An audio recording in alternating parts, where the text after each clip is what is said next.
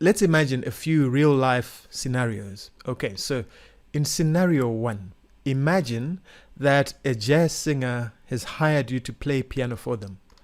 And now I want you to ask yourself, well, what do they expect from you?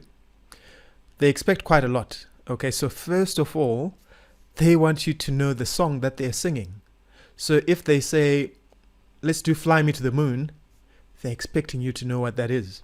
So in other words, you need to know the standard jazz repertoire. You need to know a lot of these jazz tunes. They need to be in your head, right? And then the next thing about the song is that they're also wanting you to play the song in the key that's comfortable for their voice. And that might not necessarily be the key that you originally learned the song in. It might not even be the key that's in the fake book or on the lead sheet. Okay, but they expect you to know it. So if they say fly me to the moon, they're hoping you know fly me to the moon, but it has to be in their voice, you know. And fly, you don't have to have perfect pitch, but if you can at least find the note fly.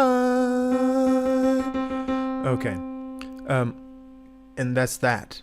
I'm a bad example because I kind of have a very good ear, but I found the note immediately, but sometimes you won't. So you need to be able to say, okay, it's fly me to the moon. In fact, let me give you a different example. So let's suppose their voice says, fly me to the moon. I'm going to pretend I don't know what that key is, so I'm just going to look fly.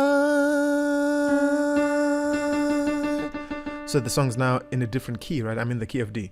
They're expecting you immediately, once you know what key you're in, they're expecting you to play fly me to the moon and let me play among the stars. So they expect you to know the song.